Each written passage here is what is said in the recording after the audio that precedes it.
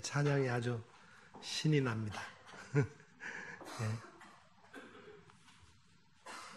건강한 웃음이 사람의 마음을 밝게 합니다. 많이 웃고 웃게 하는 사람이 사랑을 받습니다. 웃음이 곧 건강입니다. 웃음이 명의를 만듭니다. 웃음과 감사의 마음이 우리 몸의 세포와 몸 안의 유전자를 변화시킵니다. 그래서 의사 노보리 미키오 박사가 말했습니다. 웃으면 뇌가 평안해지면서 뇌 전체가 활성화하는 것을 알게 되었습니다. 전문인 의사의 말입니다. 한국웃음연구소 이요셉 소장이 사람들에게 물었습니다. 여러분 해당화를 아십니까? 그랬더니 어떤 사람이 대답했어요. 해가 갈수록 당당하고 화려하게, 그게 해당화랍니다. 또 다른 사람이 대답을 했어요. 해가 지날수록 당신의 몸에 화가 나. 두 사람의 대답을 들으면서 어떤 사람이 더 건강하게 살고 있다고 생각하십니까? 해당화는 산기슭이나 바닷가 모래땅에서 주로 자라납니다. 대중가요 가수 이미자 씨가 섬마을 선생님을 노래했습니다. 해당화, 제가 노래를 잘 부르면 한번 하려고 그러는데 참겠습니다. 해당화 지고 피는 섬마을에 철새 따라 찾아온 총각 선생님. 그 해당화는 꽃과 열매, 뿌리가 다 약재료로 쓰입니다. 꽃은 멜라닌 색소를 억제하는 성분들이 들어있어서 피부 미용에 좋고 주름을 완화시켜줍니다. 꽃은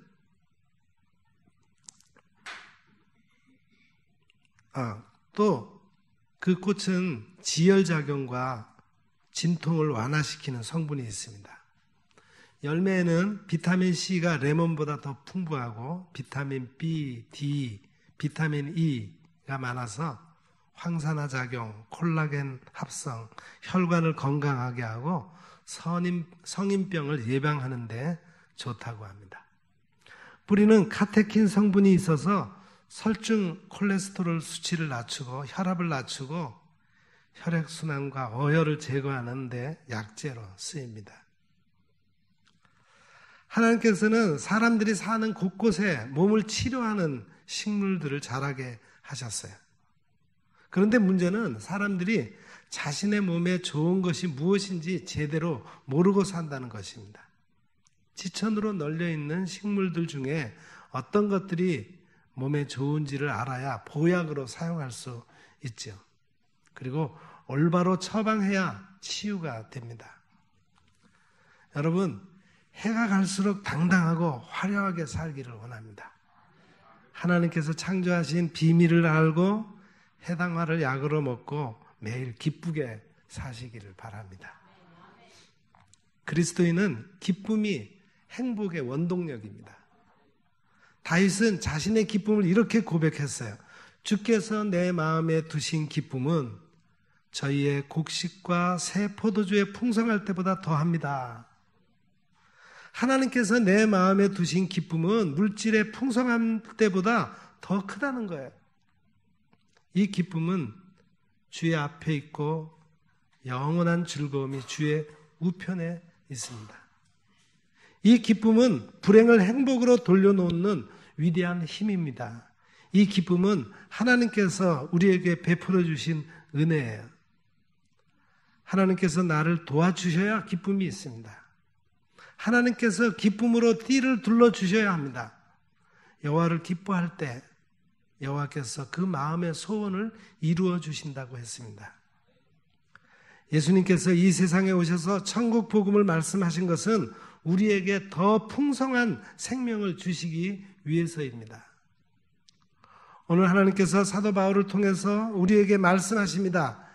하나님의 사람은 무엇을 위해서 살아야 하는가? 하나님께 부름받은 우리는 누구를 위해 살아야 하는가? 하나님의 은혜로 구원 얻은 우리는 어떤 삶을 살아야 하는가? 첫째로 하나님의 사람은 무엇을 위해 살아야 할까요?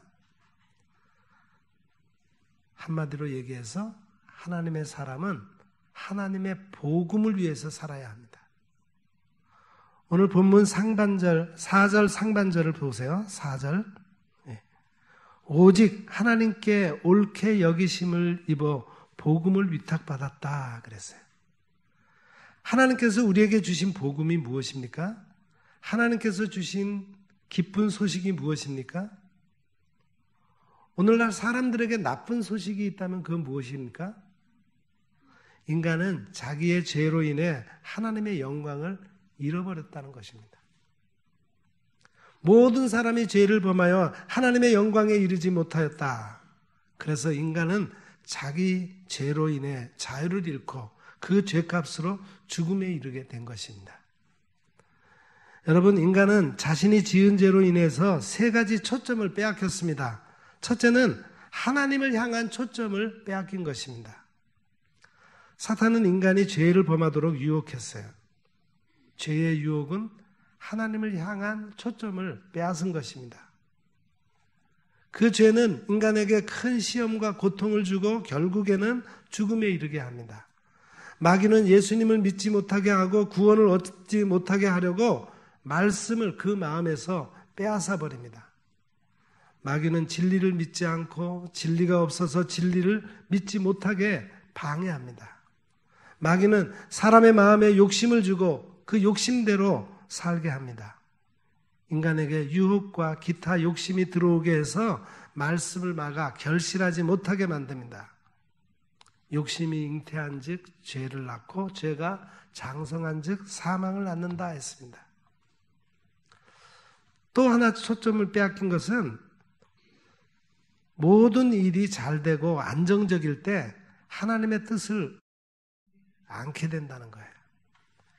인간은 재물이 풍부하고 시간이 많아지고 삶의 여유가 생기고 안락해지면 그리스도를 향한 초점이 흐려집니다. 왜냐하면 돈을 더 사랑하기 때문입니다. 돈을 사랑함이 일만하게 뿌리가 되나니 이것을 사모하는 자들이 미혹을 받아 믿음에서 떠나 많은 근심으로써 자기를 찔렀도다. 사도 바울은 그렇게 지적하고 있습니다. 세 번째는 자신이 지은 죄로 인해서 죄책감과 수치심으로 자기 자신을 정죄하게 됩니다. 마귀는 반복해서 죄를 짓게 하고 그 죄 때문에 더 이상 하나님께 기도할 수 없는 존재라고 생각하게 만듭니다. 하나님께 나아가서 회개하지 못하게 방해합니다. 두 마음을 품어 마음의 성결을 회방합니다. 반면에 하나님께서는 성령님을 통해서 말씀하십니다. 하나님을 가까이 하라. 그리하면 너희를 가까이 하실 것이다.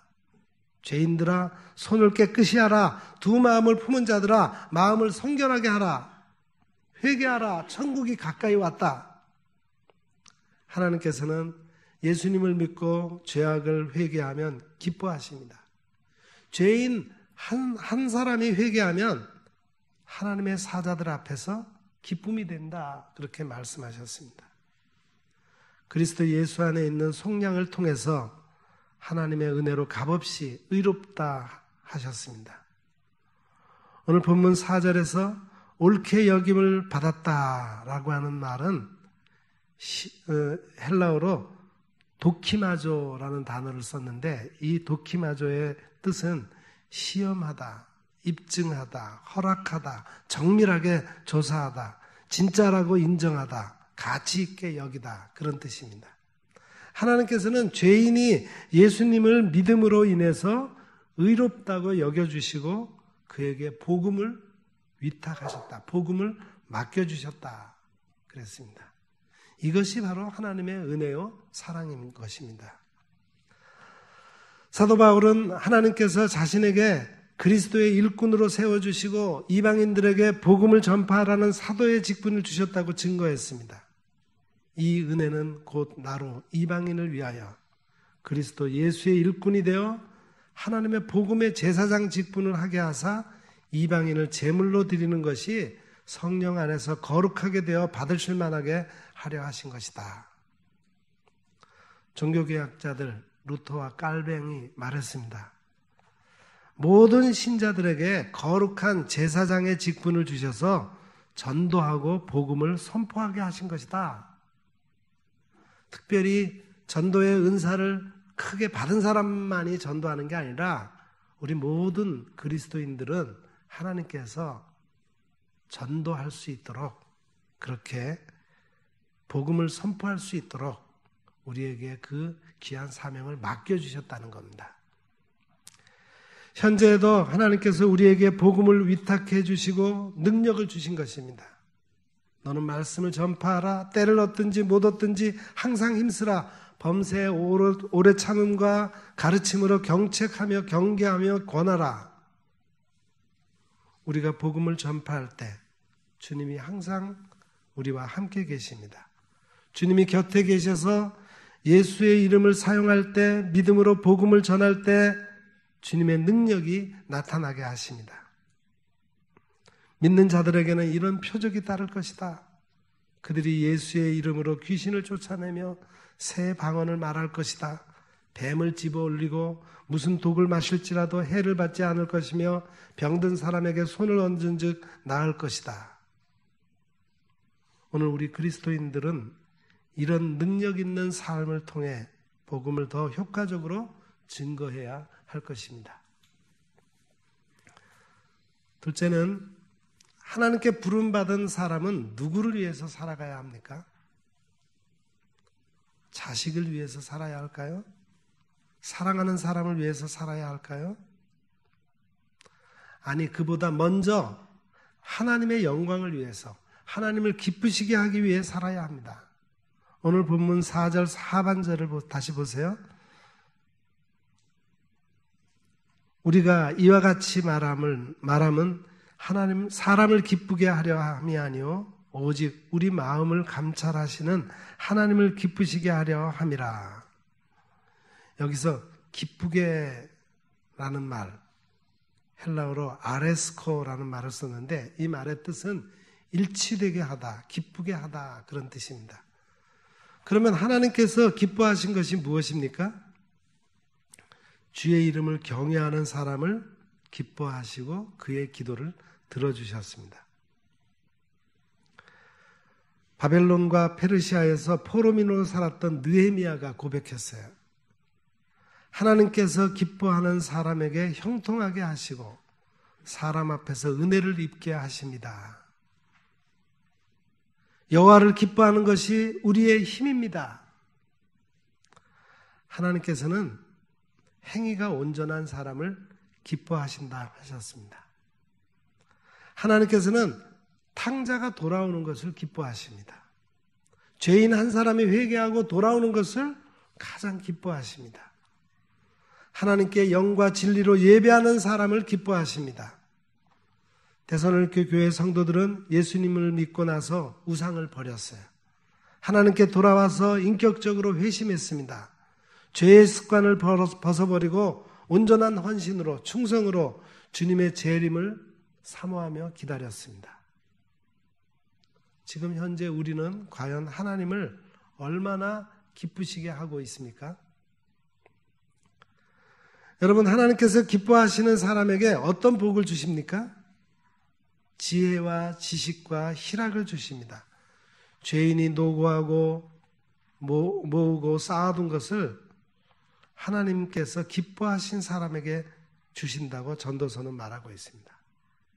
죄인들이 열심히 수고해서 모아둔 것을 오히려 하나님께서 그것을 하나님이 기뻐하신 사람에게 옮겨주신다는 말이에요.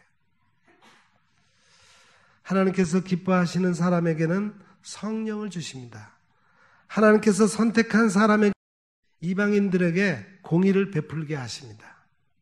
하나님께서 기뻐하시는 사람에게 큰 일을 행하게 하십니다. 하나님께서 기뻐하시는 사람에게 평화를 주십니다.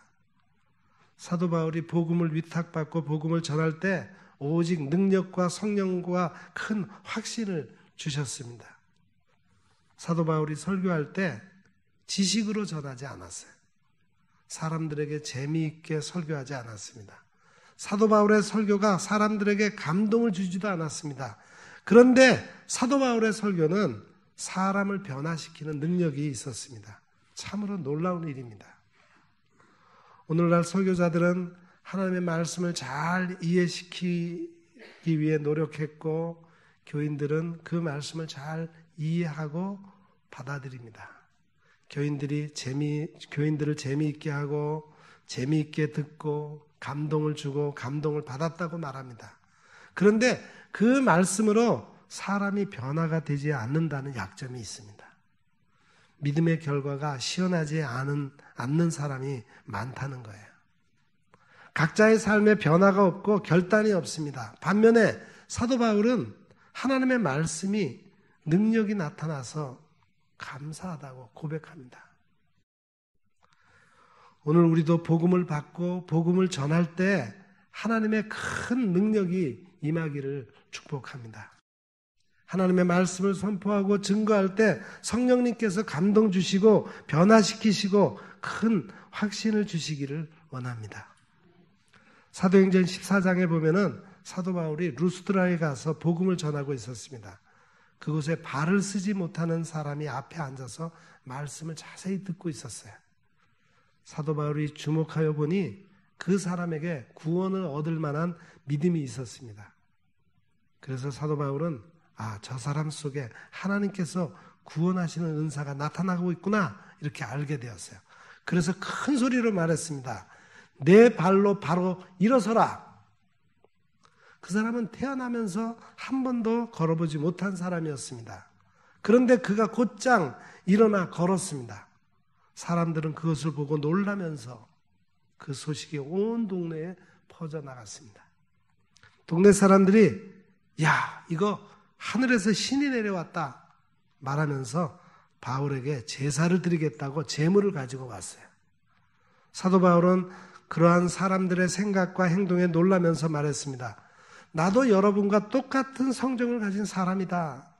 여러분에게 복음을 전하는 것은 이런 헛된 일을 버리고 천지와 바다와 그 가운데 만물을 지으시고 살아계신 하나님께로 돌아오게 하려는 것이다. 여러분, 복음은 단순한 가르침이 아닙니다. 사람에게 교양을 가르치는 것도 아닙니다. 복음은 생명이요, 믿는 사람에게 구원을 베푸시는 하나님의 능력인 것입니다. 세 번째로 우리가 생각할 것은 하나님의 은혜로 구원받은 우리는 어떤 삶을 살아야 합니까? 복음을 전해주는 것을 기뻐해야 합니다. 복음과 함께 내 목숨까지도 주기를 기뻐하는 삶을 살아야 합니다.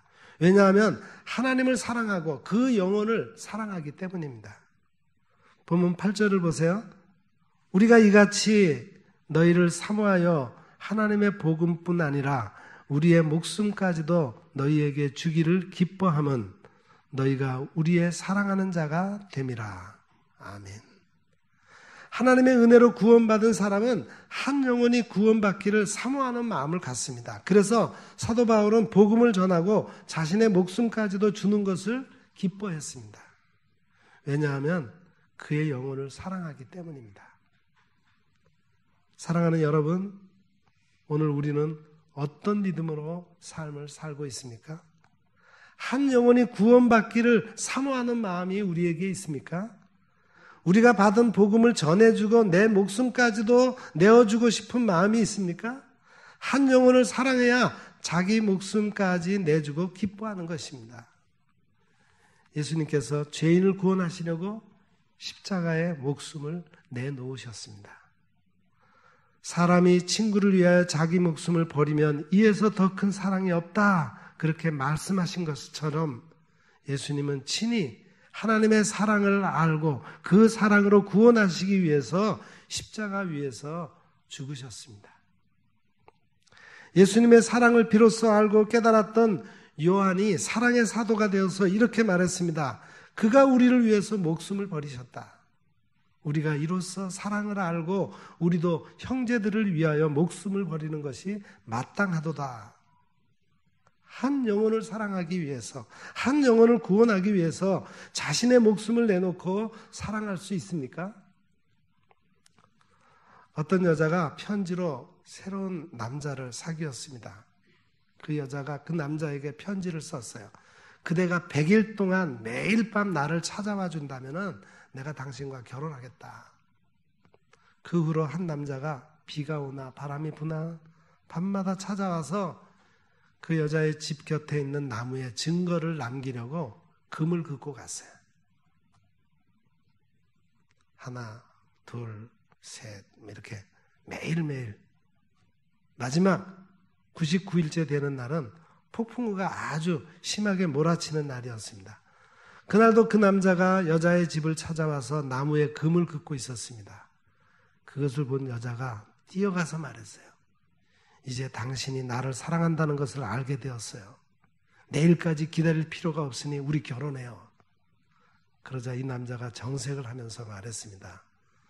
나는 아르바이트생인데요. 네. 여러분, 사랑도 아르바이트로 대체하는 시대에 우리가 오늘 살고 있습니다. 사랑에는 거짓이 없어야 하고 사랑에는 자기 희생이 따라야 합니다. 그런데 사람들은 사랑마저도 편리하고 편하게 사랑하고 사람의 마음을 얻으려고 합니다. 전도도 이런 아르바이트식으로 하려는 사람이 있습니다. 의무감으로 상을 타기 위해서. 그 속에 영혼을 사랑하는 마음이 없이 전도한다면 그것은 아르바이트식 전도가 되어버리고 맙니다. 하나님을 기쁘시게 하는 사람은 하나님의 사랑을 알고 그 사랑으로 서로 사랑하는 것입니다. 너희가 서로 사랑하면 이로써 모든 사람이 너희가 내 제자인 줄 알리라 하셨습니다. 예수님의 사랑으로 서로 사랑하는 것이 제자의 삶입니다. 서로 사랑하는 것이 전도요, 선교입니다. 예수님의 은혜로 구원받은 우리가 매일 기쁘게 살게 된 것은 예수님의 십자가 사랑 때문입니다. 항상 즐겁게 순례의 길을 가는 삶의 비결도 십자가의 은혜입니다.